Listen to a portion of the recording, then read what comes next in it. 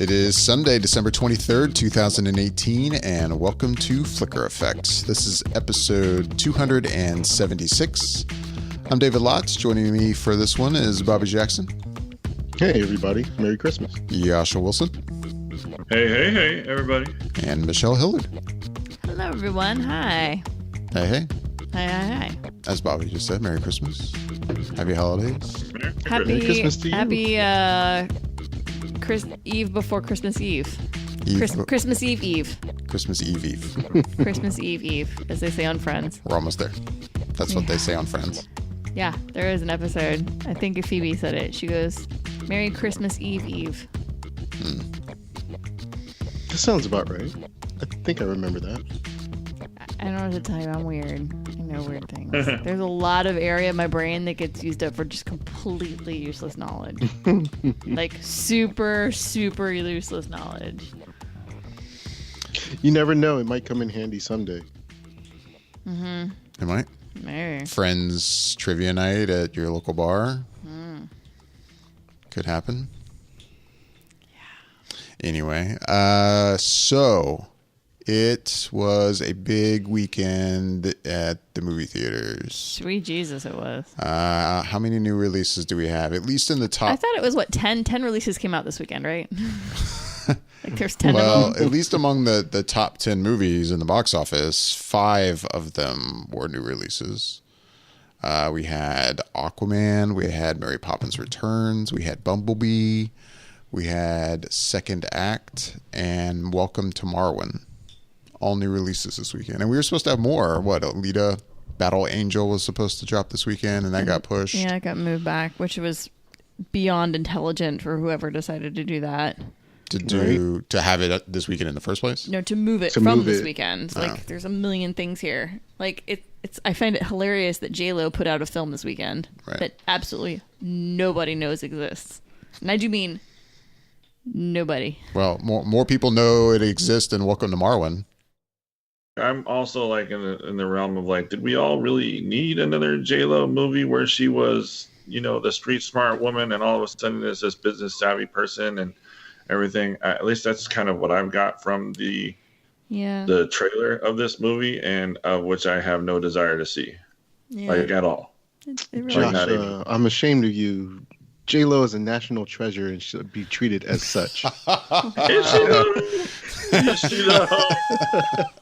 You're trying to convince me that you're street smart, and then like her and her co-star, Leah Remini, is it? Yeah. Remini, they sat there and they're trying to, do interviews and say, yeah, we're still very much, the same person that we were before we had, we're successful actors and or actresses, and I'm sitting there, really, like.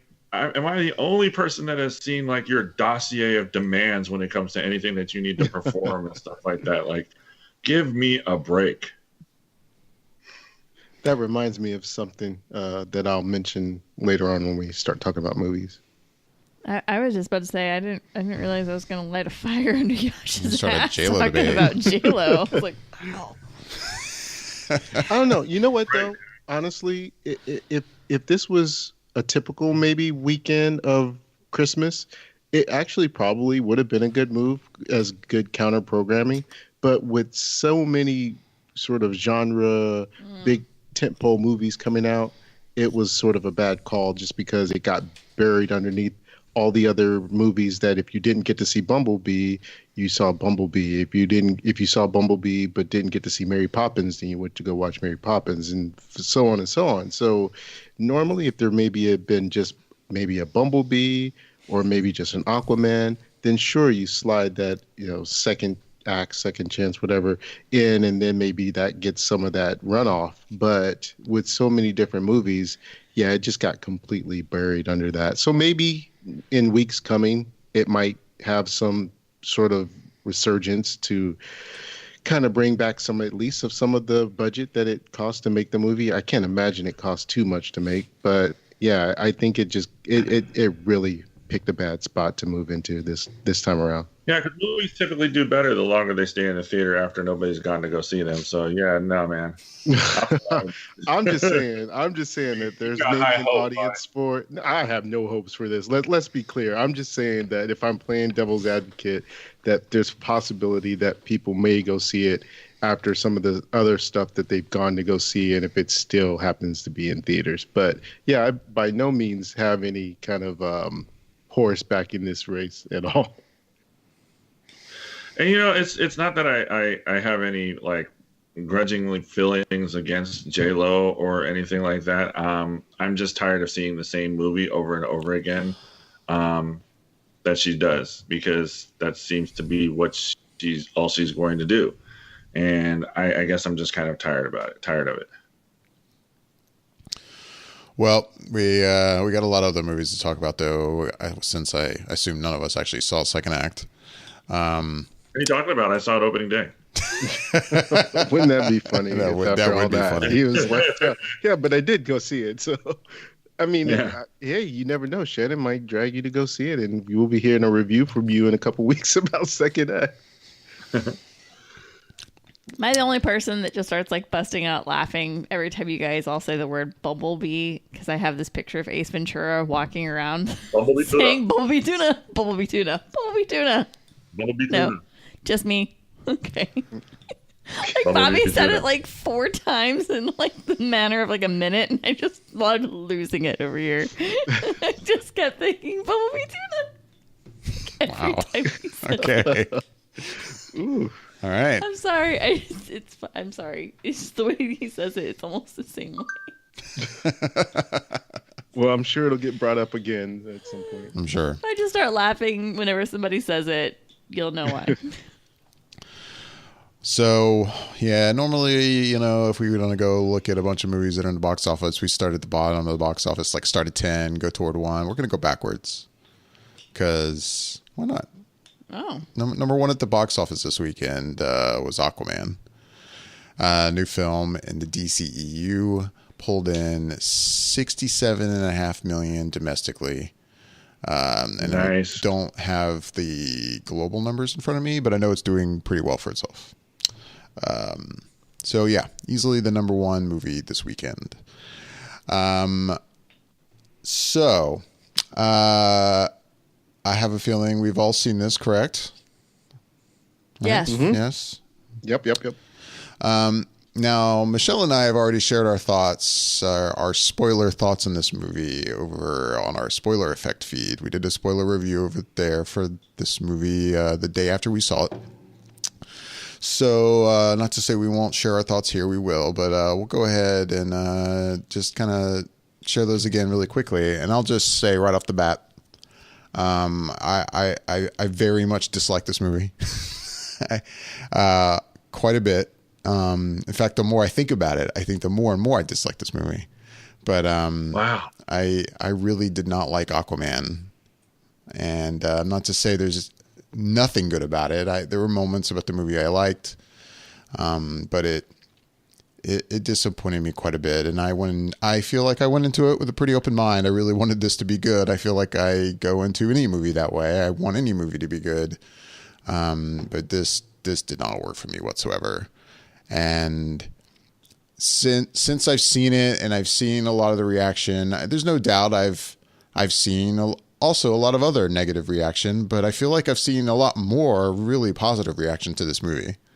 And I feel like in the couple days since I've seen it and the more and more I've kind of seen all the reaction, let me be clear. I dislike this movie so much that it's making me lose hope. and what are people possibly seeing in this movie that I missed? I just do not get it. I don't. And this is definitely one of those times where it's like I feel so strongly about the movie that I have a hard time understanding what is enjoyable about this film. I really do. And so Bobby and Yash, I'm holding out hope. Please.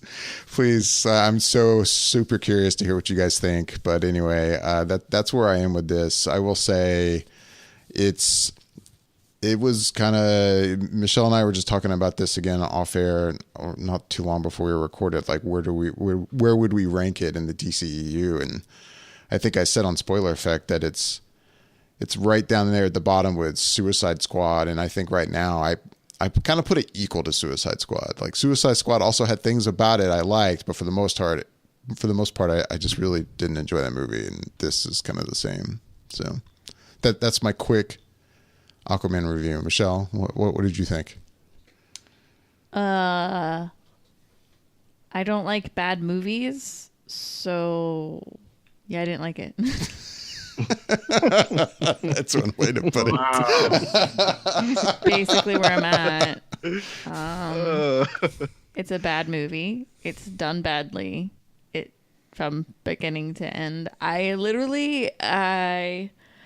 And David actually said in our spoiler review, if it hadn't been for the fact that I'm a comic fan, that I enjoy the ideas that the DCU is trying to accomplish with their characters, and just the fact that I'm a film goer and I honor the people that work on films and try to see things through, and we have our podcast, I would have walked out of that film like not even a whole hour into it. And that film is like 2.5 hours long. Like I think it was around 40 minutes. I was like, yeah, I'm good. I could leave now. So yeah, no, not a fan. Bad. Suicide Squad is actually better. Yeah, you think Suicide Squad's better. I easily could say that Suicide Squad's better, and it's not a great film. And I at least slightly, I enjoyed moments in Suicide. I had no enjoyment in this film in Aquaman. Aquaman's bad. It's not good. There's really nothing else to say about it. It's just not a good film. All right. So that's where we stand. I mean, you guys both sound like me when I talk about Emily Blunt, like right now, like ridiculously negative, just like overtly like, yeah, she shouldn't be acting. In fact, they should take her SAG card away. Like that's how you guys sound. Like legitimately just blatantly. I think I was slightly nicer the other night in my in the other review, in my spoiler review. But it's like the more I think about this film, the more it just kind of pisses me off that we spent money on this, or not really money, but more time. I locked down 3 hours of my time the other night to see this film, and I could have seen another film that, from what I hear, is actually quite enjoyable, quite decent, quite good, if not probably the best in the series. So talking about Bumblebee. Talking about Bumblebee. Oh. Okay. And yeah, so just kind of irks me a little bit. Anyways, so yeah, that's where I am. And I wouldn't say, like, I know I say the more I think about it, maybe the more annoyed I am with it. I mean, but I don't know. At the same time, I guess I feel about the same as I did during the Spoiler Effect review. I really did not like this movie. I really didn't. But there's things about it I did like. There's certain shots, certain scenes that kind of worked for me. But all in all, the movie does not work for me.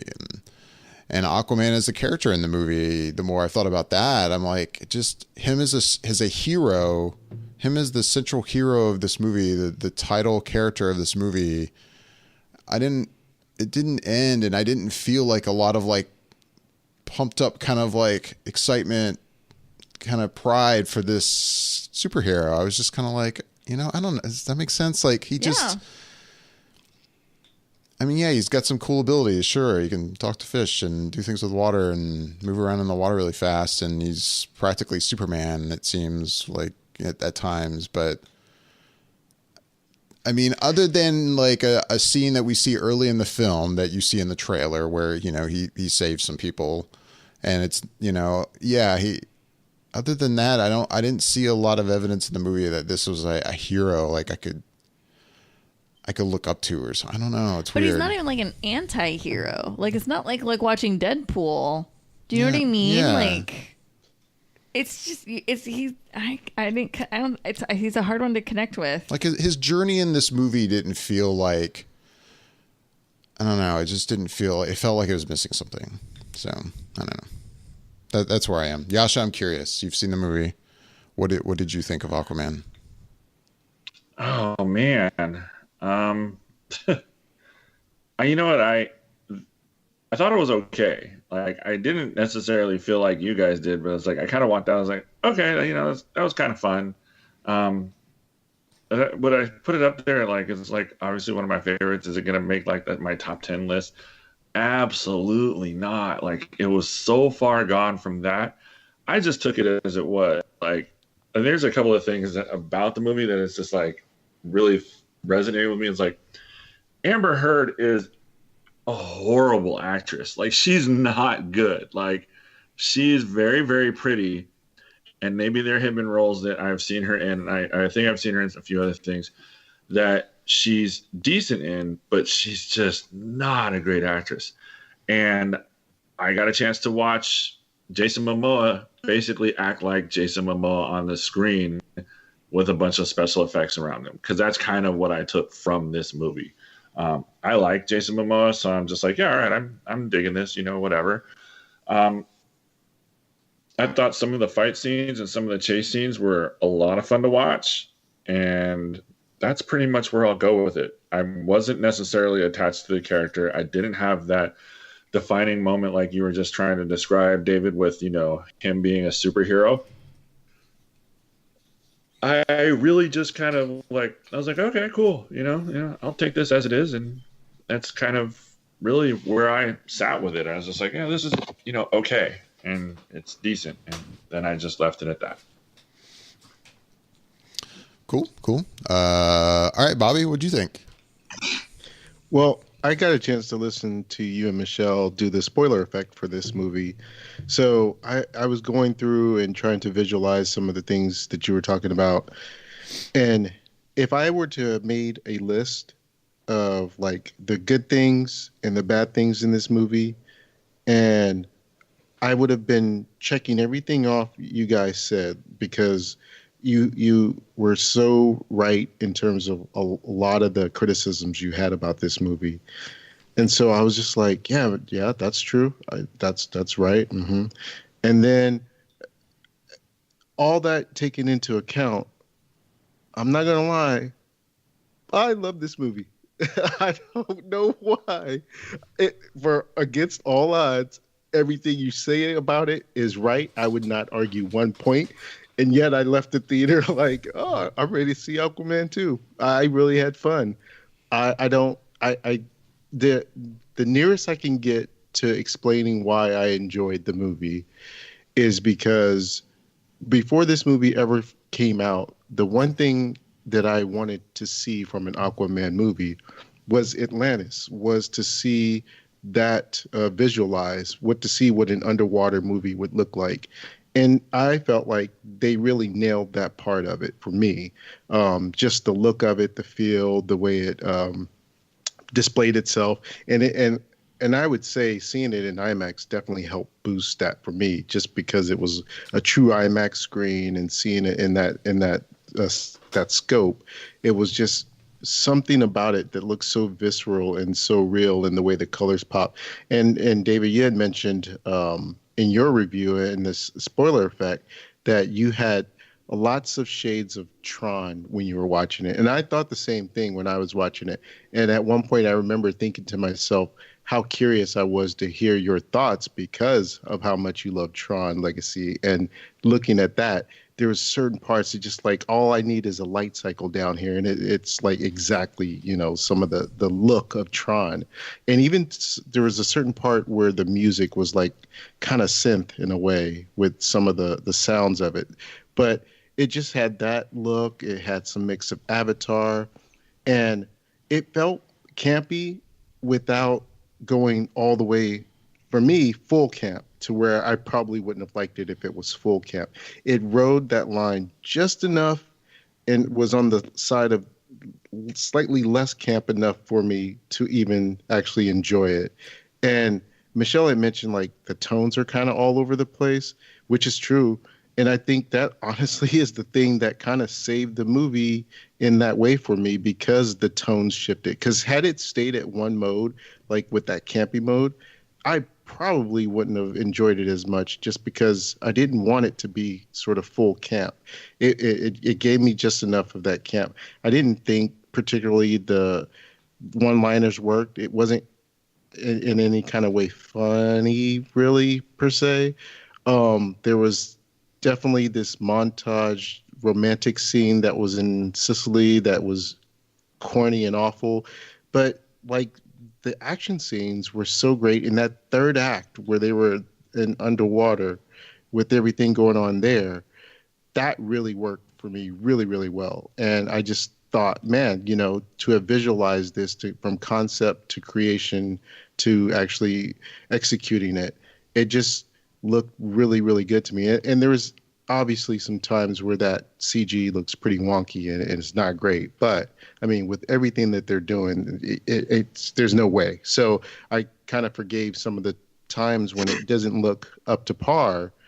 But the one thing that I really kind of thought like I could have used less of was James Wan seemed to be very much in love with this sort of 360 camera action, and it did it so many different times. It was just like the room was spinning, not in a way that made me dizzy, but it was just like it was a little bit much in terms of how often he leaned on that way of sort of directing the action.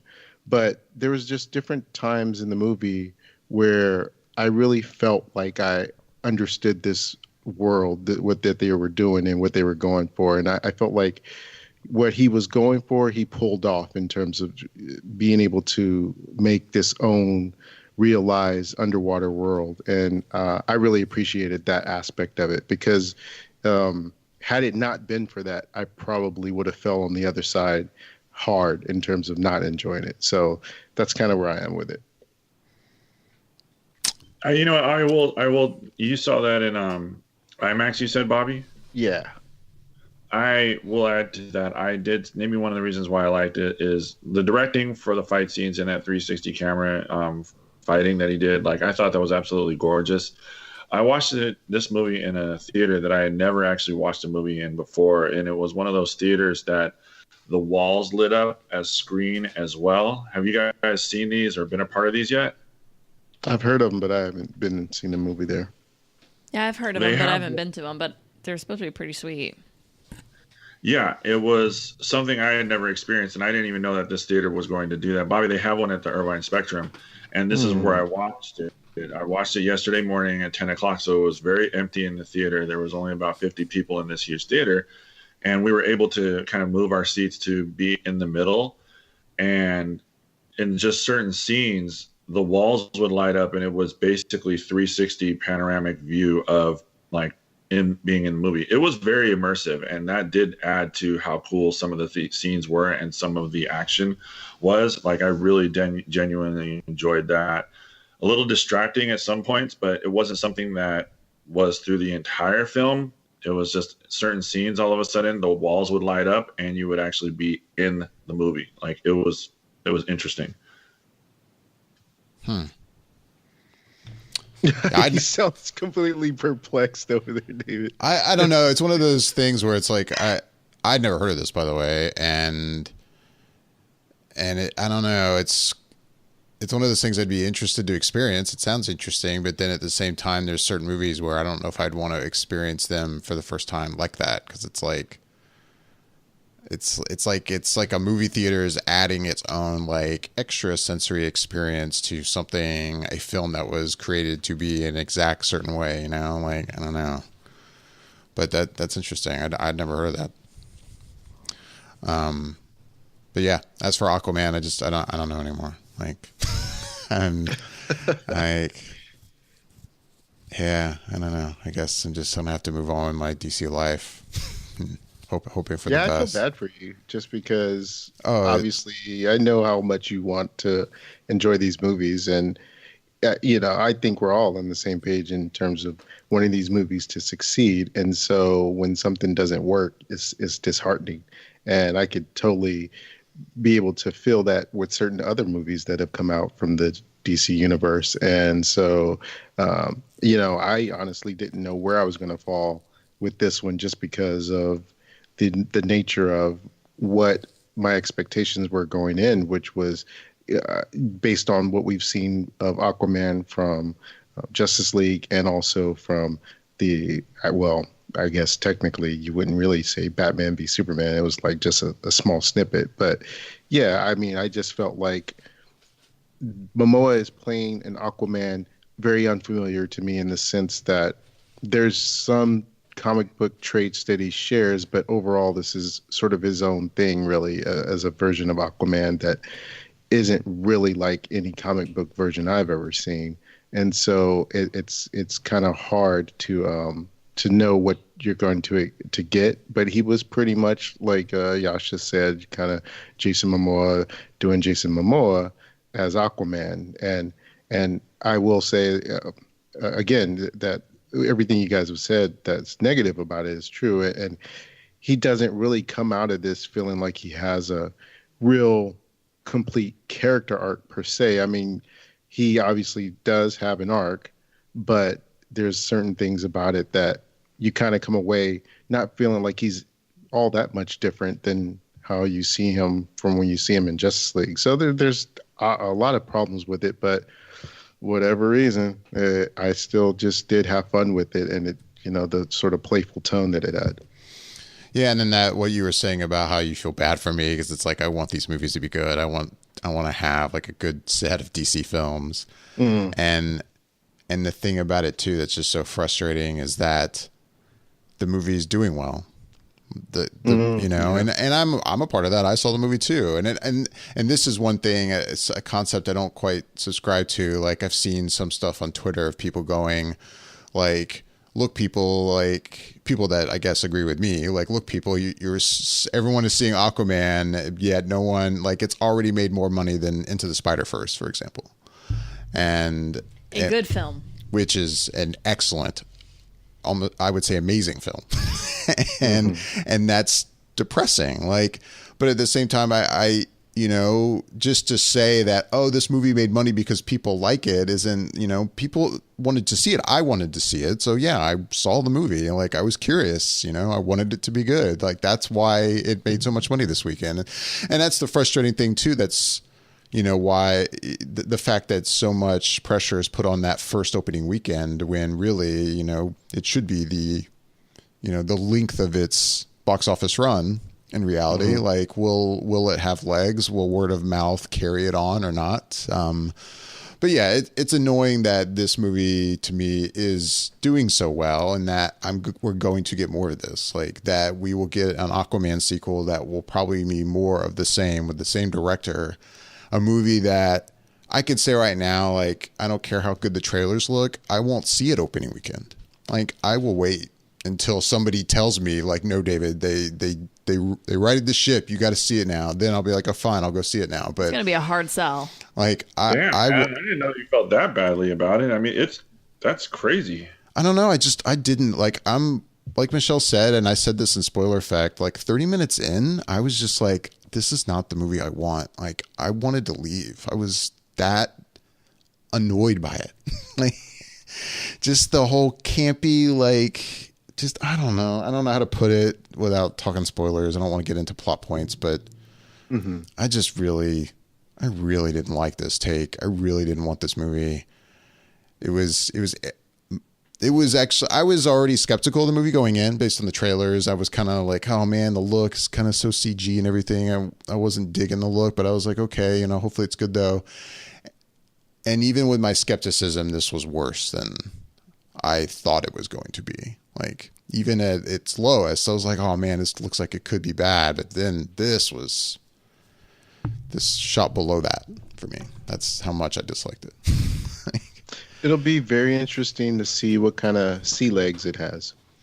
Oh, nice. Bobby, just stop it. Terrible. Just terrible. Yeah. Well, it did well over here. You know that. I don't know if you got a chance to finally look up the foreign box office. Would you like me to tell you? Have you gotten a chance to see it? It's probably going to make me cry. I don't want to hear it. $410 million overseas. Stupid. Just, that's stupid money. Like, I am so shocked that it's doing that well overseas. It's already almost at $500 million in the first weekend. This is why we don't deserve nice things. We're just going to keep eating crap like this. I don't know, man.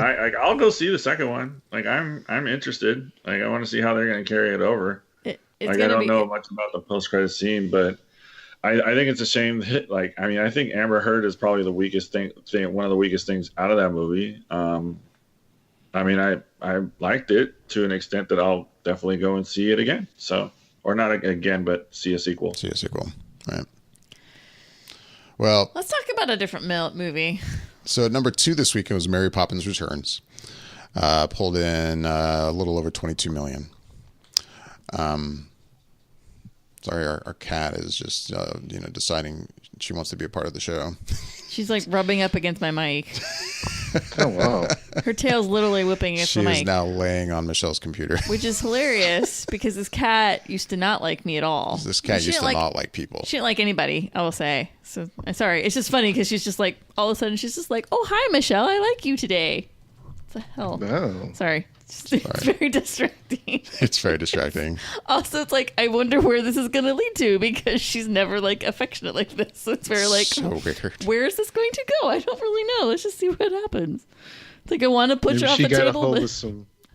Maybe she got a hold of some catnip or something. I don't know, man. Like maybe there's a neighbor in the neighborhood that's growing it, and she's like, "I love Michelle now. I love everybody." What are you guys doing back here? What are you guys doing in the studio? This is so cool. Wait, now I'm so distracted. I don't remember what I was saying. Oh, we're talking about a movie that was actually worthwhile time and money. And you think Mary Poppins is it? Wow. Well, hold on. I need a better cut to edit this out. Give me 1 second. So at number 2 this weekend was Mary Poppins Returns, pulling in a little over 22 million. Michelle and I also talked about this on Spoiler Effect and reviewed this over there. I was, of course, dying to hear what you were going to think of this, since you are such a fan of the original Mary Poppins. And yeah, that was an interesting review because we went into that from 2 very different perspectives. You love that original movie. I have not seen the original movie. So, and sadly, as of this recording, I still have not. I was hoping to watch it before this, but it didn't happen. It's the weekend before Christmas. Right now, I'm basically impressed I eat food at this point. Like, right. I don't have time for anything right now. So, let alone be like, here, David, borrow my Mary Poppins and go watch it. And like, I don't have time for anything. So, anyways. So, to recap what we said on there, Michelle, what do you think of Mary Poppins Returns? I think it's a fine film.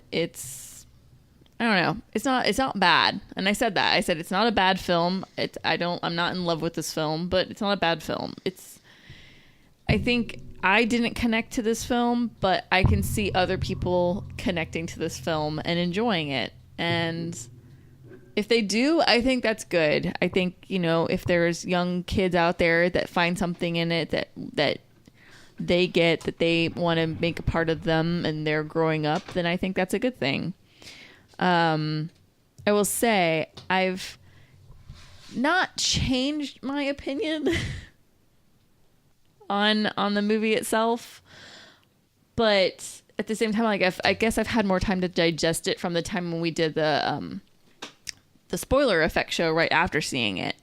And I will say my feelings towards Mary Poppins Returns might have warmed slightly. Like when I think about it, like I'm kind of like, I had a friend. She put out there in social media into the ether. So she put out there. She said that she watched it and she goes, "Well, that was adorable." And the more I think about it, I'm like, honestly, that's probably the best caption. That was adorable. It was a good family film. Like it was cute. That's about where I'm at with Mary Poppins. But it didn't speak to me. That doesn't mean there's anything wrong with it. It just didn't speak to me, but it's an enjoyable film. I think people can still see this film and enjoy this film.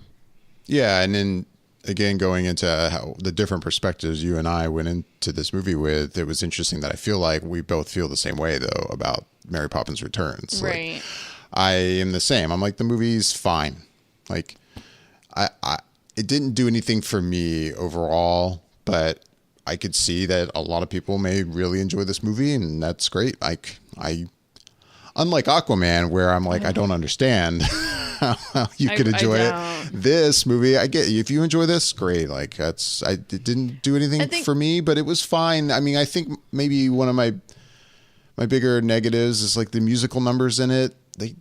They particularly didn't do anything for me, and that's disappointing. They fell a little flat, and considering how the first movie, that's literally like the most integral point of the film are the musical numbers.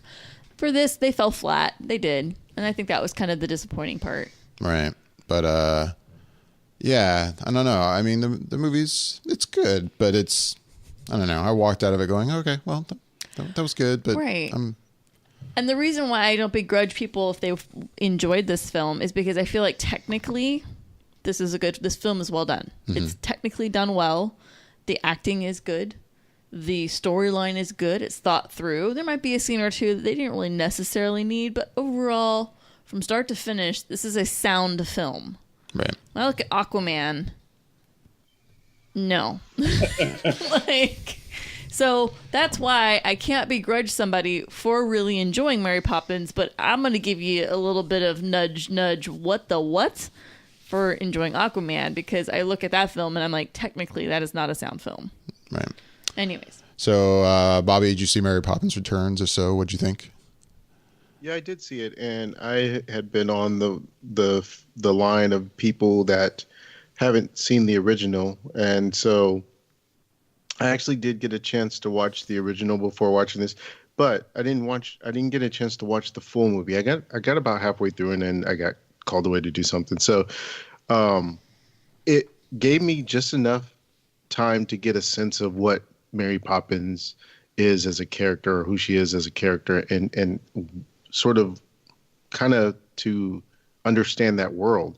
And I would say it helped going into Mary Poppins Returns, because there were some characters that I got to understand who they were based off of seeing the original movie.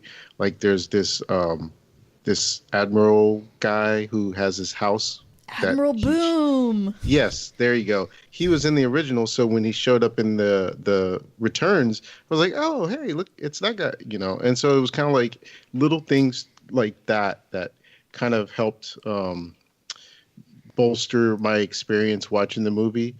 And I left the movie theater smiling, so I enjoyed it. I can't say that I feel one way or another about the musical numbers in it, other than I enjoyed most of them. And then it's kind of like since I haven't had the years of being able to rewatch the original and have those original songs in my head and to know them by heart.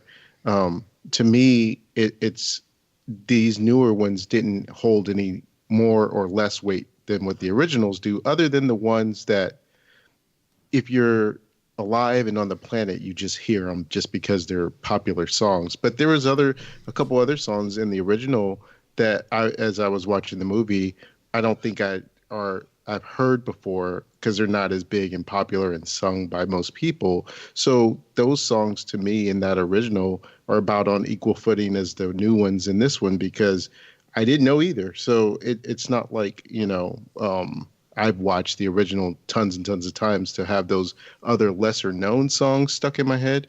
Same way, I guess, with someone new watching this one, until they start rewatching it, a lot of times maybe these other musical numbers will stick to them the way the originals did for people who saw the original film multiple times. But my biggest takeaway from this was just how good Emily Blunt was as Mary Poppins. I mean, she was fantastic to me. I felt like, obviously, the original performance is what it is and it's sacred.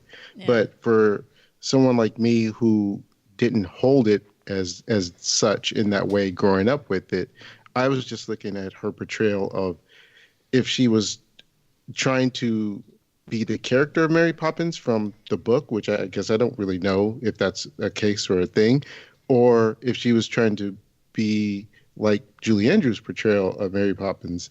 And I would say either way, she did such a solid job. And it was just, it felt like it was, because I just saw the original or part of it, that coming into it, I was like, dang, she's doing like a really good job of being Mary Poppins, to where it felt like respectful and felt like it was something genuine. And I could see if they wanted to do more movies with her as Mary Poppins, that it would work, because she does such a good job. And something, David, you had said in your spoiler effect review, in terms of you kind of wish Mary Poppins was more central and doing more things.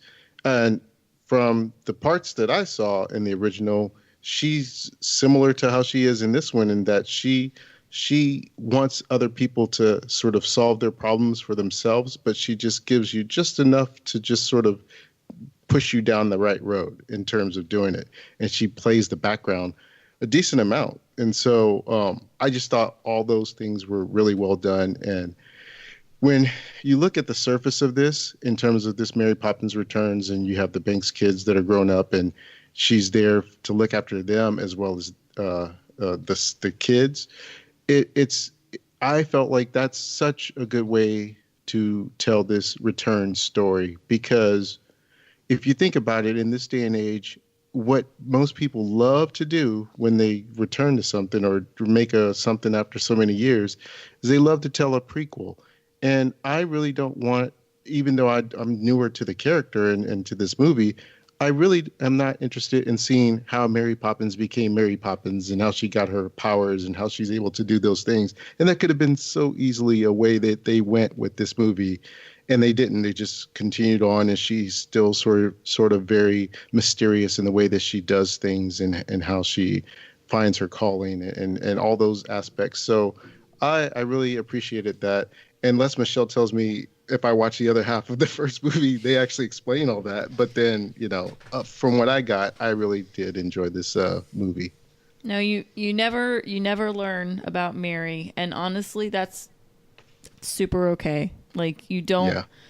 She is magical, and she is who she is, and that's fine. You don't want to know. You just don't. It's just one of those things. Like it's like I don't want to know the background story for Han Solo. I don't need to know. Well, it's like that. I would say it's more along the lines of like Santa Claus in a way. I'm good. Santa does what Santa does. Mary does what Mary does. It's fine. I'm good with that. Right. I don't need more. Right. Cool. But I'm glad that I agree with you about Emily Blunt's performance of Mary. I'm with you, Bobby. I thought she was really good. I said that in the spoiler effect show. So I'm very happy with it. Yeah. Yasha, did you see the movie? Did Yasha suffer through an Emily Blunt movie? I think we all know the answer to that. It wasn't for lack of really not wanting to, because I do kind of want to check it out. I just didn't have time. I mean, you were talking earlier, Michelle, how with the holiday right around the corner and Christmas is just screeching up on us, I just didn't have the time to jet out and go and watch this movie. And so Aquaman was definitely on the priority list when it came to see that. And I still have some time to see some others maybe before going back to work, but Aquaman definitely hold precedence over Mary Poppins. Oh no, I totally get that. I mean, I would recommend, like, if you have like nieces or nephews or something, like in the next week or two, take them. They'd like it. Right. Anyways. That brings us to our third film in the box office this weekend. Another new release, Bumblebee. The film I should have seen this weekend. Yeah. The film I should have made time for. At least I think so. I'm the same here. I didn't see Bumblebee. It pulled in $21 million this weekend. I wanted to. The plan is to hopefully see it sometime this week, but it was the movie that just didn't happen for me. But it's critically, it sounds like it's been doing really well. I think it's like last I heard, it was like 96% on Rotten Tomatoes. It's at least kind of scrolling through the Twitter feed, I constantly see that this is the Transformers movie we always wanted kind of reaction. And so I'm definitely curious to see it. Has anyone else seen it, though? Bobby, did you see it? Yeah, I did see Bumblebee. I could have sworn I talked about it, though, because I got to see an early preview for it. I think it was about a week ago or 2 weeks ago. But basically, just to sum up what I said or thought about it, was that I enjoyed it. I thought like they did a very heartwarming and very family friendly version. There's some aspects of it that are just visual treats to anyone who is a Generation 1 fan of the series like myself, in terms of some of the look and designs. And it left me wanting to see something else that they'll do with a sequel, just because they really did a good job of honing it in on just one or two different types of Transformers, and the action wasn't crazily bombastic and hard to follow like a lot of the Bay movies are. They just really toned it down and told a nice story. You know, it has some issues with it to me still, and some of the cheesiness of certain things are still there a little bit. But overall, it was just way more enjoyable than any of the last few Transformers movies have been. And I still haven't seen that very last one that came out, the last night, I think it was called. So, it's absolutely one that is something that people who have lost faith in the series should check out, because I think this does a good job of maybe trying to kickstart a new series with the Transformers again. And Yasha, have you seen it? No, I didn't get a chance to see this one either. I want to. I didn't get a chance to go outside and do that. Too much rapping. I feel you there. Were you there. putting out a Christmas album? Man, Bobby's on a roll tonight. A Christmas roll. Wow. It just keeps going. Just don't stop. Man, I don't know how to follow that. With the number 2 movie. I will say I'm glad to hear all this great reaction to Bumblebee. It makes me happy to hear that. And Michael Bay just made such a mess of it, honestly, with those first films. But I'm glad that it's getting reviewed well. I'm sad that it's not performing well, that it's unfortunately getting outperformed by a film that doesn't. Well, I mean, I think Bumblebee will be an interesting case to see what it does in its second and third weeks. I agree. With so many movies coming out this weekend, people like you and me who didn't. You got to pick. We picked it as the one movie we didn't see that now we're going to go see it. And it sounds like there's probably hopefully a lot of people like that. I'm especially, hoping. With it being reviewed as well as it is. And I think that we'll definitely see in these next few weeks when it really rolls out. Get it? Because Optimus always says Autobots transform and roll. Sorry. He's full of them, man. He's gone fire tonight. Dang it. No, but I mean, in all seriousness, it hasn't opened, I think, in some of the other areas of the world, and some of those places like China, I think it hasn't opened yet. And that's one place where Transformers typically does well, in China, Japan, and some of those other territories. So countries. So I think there's still plenty of time for this movie to make some of that big box office money, and weeks here to go and see it for people who didn't get a chance to see it this weekend and hear that good word of mouth. So number 4 was Spider-Man Into the Spider-Verse in its second weekend release.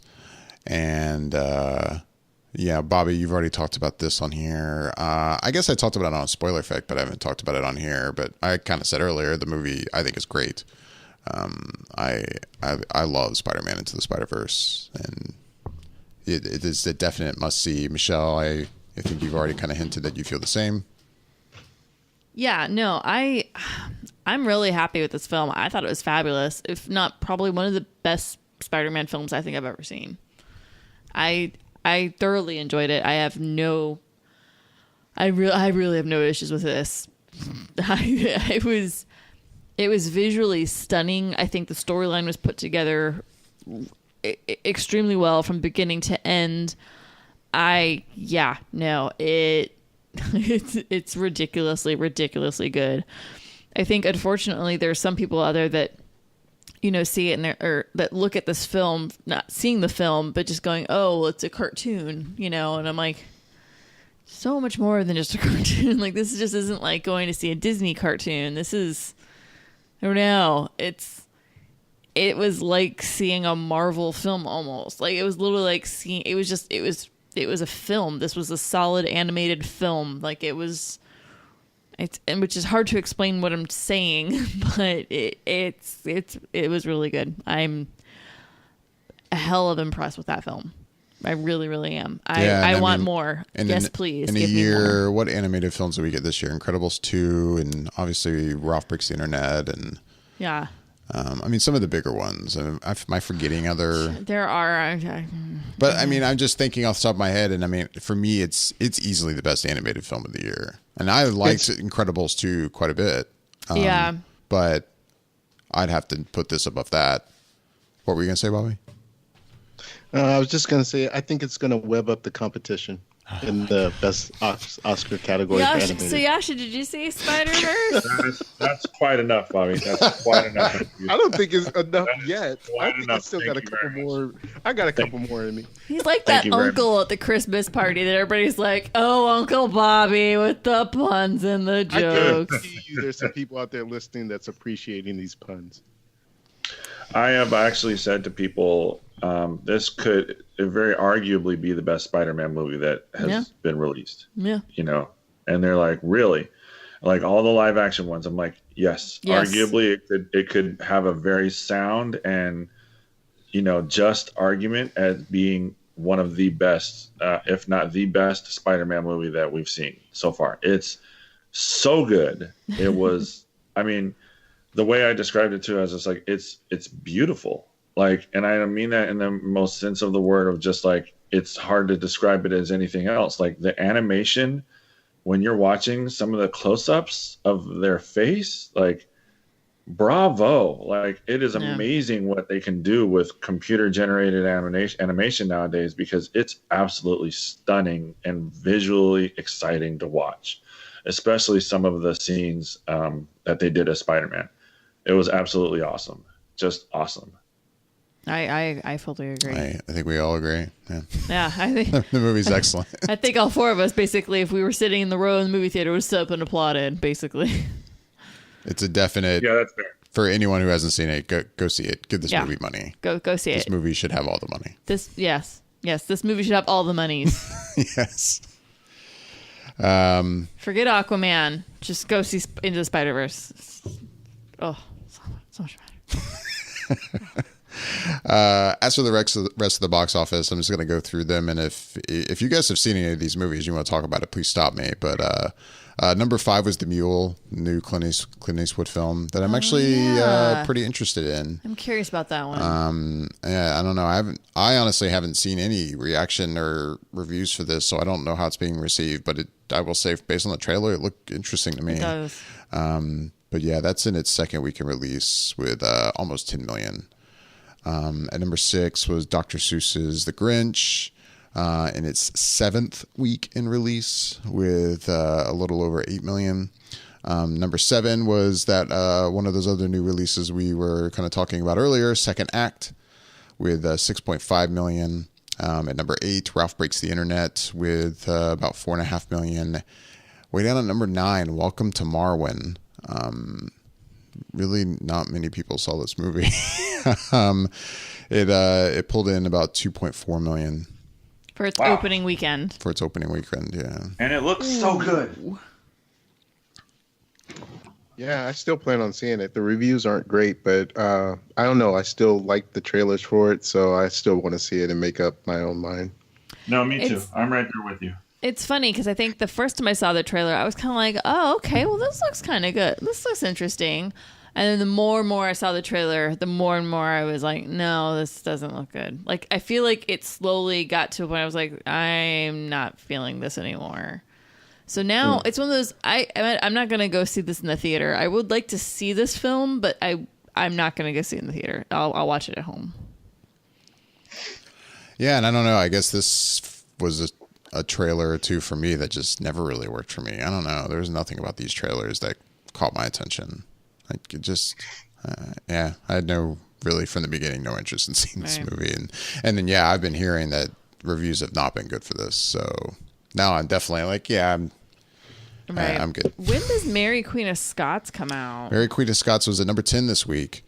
in its third week in release. Oh, it's already out. But it's not in a very wide release. Like, for instance, this week it went up like 200% in theaters, but it's only available on like 795 screens right now. Oh, okay. But I want to see that one. Yeah, that's at number 10, just below Welcome to Marwen with like 2.3 million. Yeah, basically. I need to see that one. That one looks good too. But yeah, that's theaters for this weekend.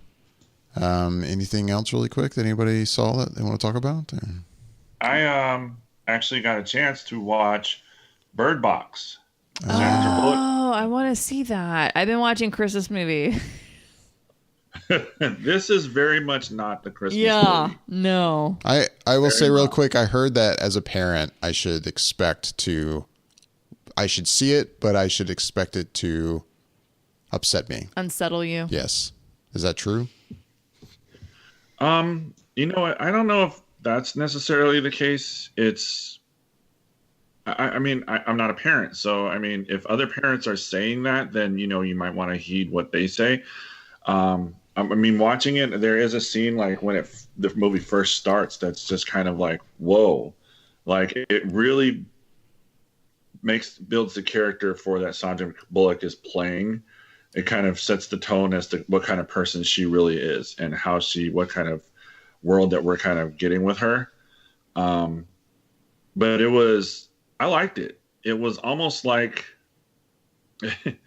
it's almost like what The Happening was supposed to be and failed miserably at, if that makes sense. That. All right. Now I'm really interested to see this. Okay, because it's like, you know, The Happening, it has all this, you know, people start killing themselves and you really don't know what's going on. And it's just kind of goes in that realm as to like, I really feel like that's kind of what I got towards the middle to the end of the movie. I was like, this is like what The Happening is actually supposed to be, but it definitely missed dramatically on. Basically, I'll just read the IMDb little page here. It says 5 years after an ominous unseen presence drives most of society to suicide, a mother and her 2 children make a desperate bid to reach safety.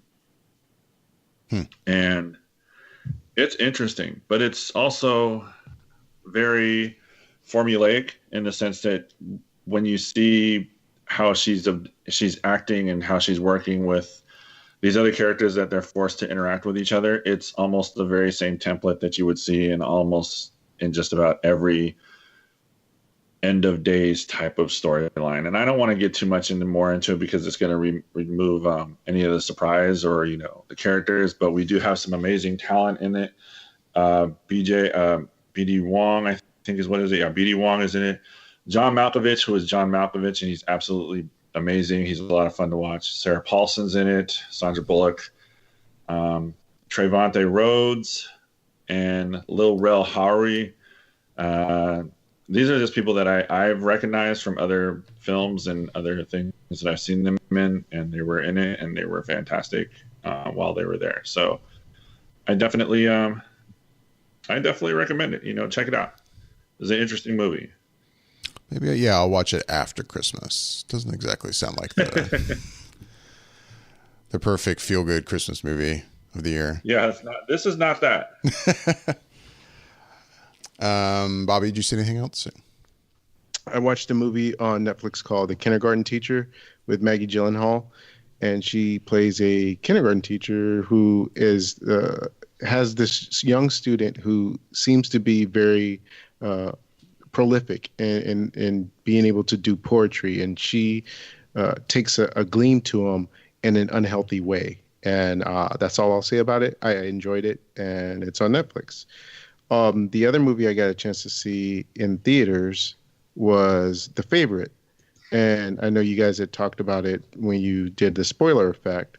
And I just have to say, actually, I haven't listened to that spoiler effect because I just saw the movie today. So my thoughts on the movie is that I really enjoyed it a lot. I felt like this was something like a medieval Spy versus Spy, if for anyone who's familiar with the Mad magazine characters of the two, the black spy and the white spy, and they're always trying to one up each other. It kind of felt like that, and such a clever way that it was written and the dialogue. And I just thought like Rachel Weisz and all of a sudden I just blanked on her name. Emma Stone. Emma Stone, yes, did such a good job of playing off each other and playing those roles. And it's something I said that Yasha mentioned earlier in the show when he talked about how Jennifer Lopez has all these demands that she has in terms of when she's going to do a performance or do a concert or whatever. To me, it felt like one of the things in this movie was sort of a character gets a little too big for their britches, so to speak, and it's one of those morals of the story, kind of like be careful what you wish for, and I just really enjoyed it. Nice. That's a good one. It's a good film. Yeah, I like The Favorite a lot. Yeah. I'm curious. I've got a feeling that one's going to wind up in your top 10, but I'm curious to see where at. My top 10 could be interesting. Because I probably haven't seen 75% of my top 10 yet. I was going to say, it's going to be an interesting year, this top 10, which is coming up around the corner, kids. Oh, I'm already pretty much done with mine. So. In case you haven't thought about it, it's I've thought about it. Trust me. Chucking around that mountain real freaking fast now. Somebody wants to keep watching Christmas movies. It's Christmas time. I'm kidding. I like Christmas movies. You watch Christmas movies at Christmas time. It's a 72-hour David's festival. Going to be watching those Christmas movies thinking, man, okay, I could have just watched Roma. I could have watched 8th grade. Watched Bohemian Rhapsody. I don't know which ones you haven't seen, but yeah, you're going to be thinking all these things. I was joking, Michelle. I watch Christmas movies too. I still want to watch Scrooged. I haven't watched that yet. Yeah, that's a yearly thing. It's like there's adult Christmas movies, and then there's the like everybody watches family Christmas movies. So it's like there's certain time periods of the day it changes, the mood changes. For instance, the movie just watching right before we started this show? Yeah. As I was prepping that you threw on, I've never seen before. Is it a Family Man? It's called The Family Man. I'd never seen that. Nick Cage and Téa Leoni. So I'm halfway through The Family Man right now. There's a new movie. There's a new movie I've watched for me. See, it's a new film, and it's a Christmas film. You've never seen it. I'd never seen it. It's interesting. It's very Nick Cage. It's very Nick Cage. I will say I enjoy The Family Man. It is a guilty pleasure. Lots of people make tons of fun for me for it, and I honestly am like, you know what, whatever. Everybody's allowed to have movies that just don't make sense, quite honestly, and that's, I think, is fine. And this one's one of the. I knew when I said it, the words out of my mouth, I was going to hear it from somebody, but I was just wondering who's going to say it. But no, I enjoy this movie. There's something about it that, I don't know, I really enjoy it. So, and I only watch it once a year because it's a Christmas movie, so. Right. And even then, I don't watch it every year, so.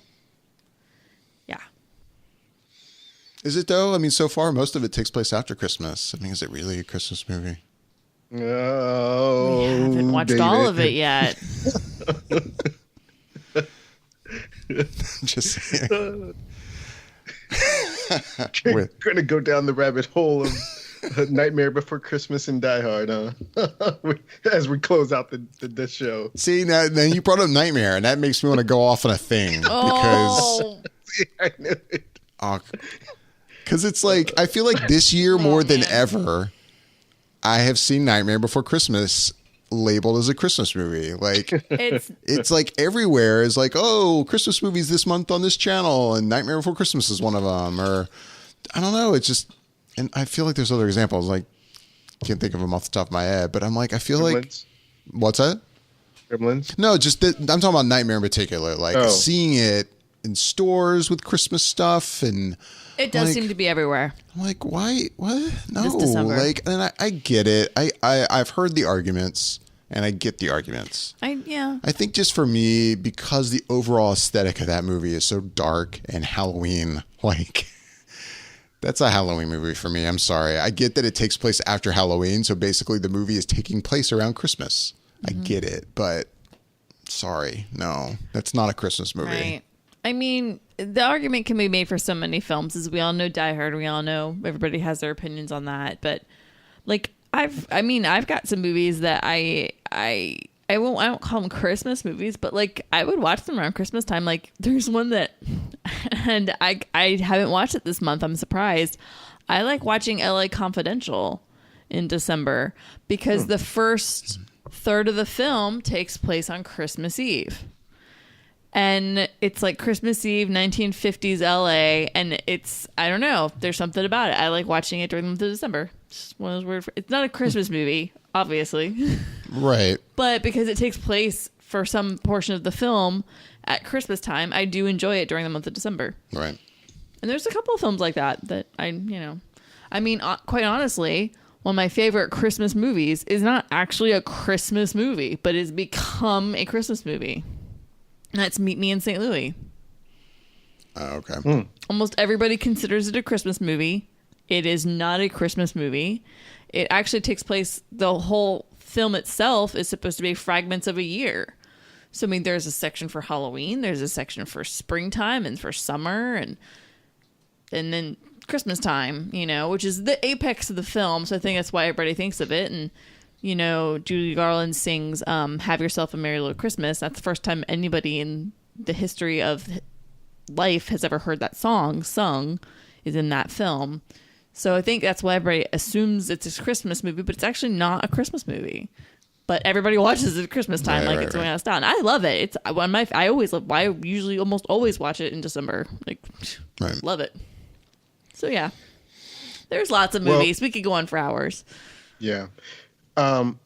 Real quick before we leave, I just want to say, David, I will be giving you a Christmas gift of movies this year, since I have not seen A Nightmare Before Christmas. I think I'll go ahead and watch that. That will be my Christmas movie for the year.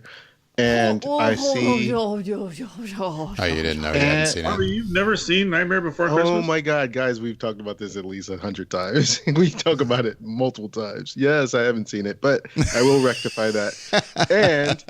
And I see that The Big Lebowski is on Netflix, so I think I'll watch that as well. Like, I knew that, but that still just shocks me. Nice. Well, thank you, Bobby. I appreciate that. Now, just if you watch them and dislike them, just don't tell me what you thought. Okay. Right. Just keep your thoughts to yourself. Yeah, just go, I forgot to watch them. Something like that. Yeah. It's okay. I'm getting around to my list now. I'm making my way, and I would encourage you guys to do the same at some point. There's people that haven't watched spectacular Coen Brothers films that I don't quite understand what that's about. All right, so we gotta that's a shot. We gotta wrap things up. We're going a little long. Hey, I like the Coen Brothers. Everyone misses a movie here and there. Bobby misses Nightmare Before Christmas. David's missed Mary Poppins. I had a conversation, and I'm going to call Carlton out right here on the show. Oh, God, this pains me. I heard about this. This was rough. This is so rough, guys. Brace yourself. No, seriously, like, you're going to be like, oh, it can't be that bad. No, seriously. Just hold on to your hats here, kid. Hold on to your butts here, kids. He's not here to defend himself, so maybe I misunderstood part of this texting. But first of all, he was just watching Unbreakable for the first time, like last night. He had never seen it. Oh, wow. Oh, wait. But I'm pretty sure he claims he's never seen The Sixth Sense. I'm like, how is this possible? Not only that, but I mean, he was asking me about Unbreakable, like why had I never mentioned the movie before? Like, he just doesn't remember hearing about the movie. And I'm like, how did you not hear about Unbreakable? Like, it was a big deal purely for the fact that it was his follow-up to Sixth Sense. And then that was when he told me he hadn't seen Sixth Sense, and my head exploded. Anyway, see, everybody's got their movies. Carlton's seen a lot of movies, and I think we need to find out what Yasha hasn't seen, because he always gets us. Because I know he's probably got a list over there too. He just don't want to say. Yasha's keeping that one under lock and key. Yep. He's like, y'all aren't dogging on me about any of my stuff. Mm-mm. Right. Oh man. Well, anyways, listen, guys, I wish you a very, very Merry Christmas, and to everyone listening, I wish you a very Merry Christmas. You too. You too. Absolutely. And we'll be back just before New Year's. Just before. We have one more show this year. And then after New Year's is the top 10. We're not like all those other podcast shows that stop like this week and don't do another show. We're working hard for you guys. Yeah. Or we don't pre-tape our shows. Right, exactly. Oh. Oh, yeah. We already pre-taped 2 shows for the holidays. No. This is actually the 23rd. We've somehow crammed in time to do a podcast like the 2 days before Christmas, and I don't even know how we've accomplished this. I can't believe I saw 2 movies this weekend. That is pretty mind-blowing for you. It is. Especially this week. Like, with everything going on. Like, Yeah. Christmas. Christmas. Anyways. With that, we would love to hear back from everybody listening. Let us know what you think. You can email us at feedback@flickereffect.com. You can find us on Instagram and Twitter at @flicker_effect. As we've mentioned throughout the show today, we do have another podcast feed, Spoiler Effect, where we do spoiler reviews of films. And please check that out. Subscribe. You can find that in Apple Podcasts, probably just whatever podcast app you use. Just search for Spoiler Effect. It's also now on Spotify, so you can find a Spoiler Effect there by simply searching for Spoiler Effect. Spotify. I feel super legit now. We're on Spotify. Right? Super legit. With that, I'm David Lott. I'm Bobby Jackson. I'm Yasha Wilson. And I'm Michelle Hillard. Thanks for listening.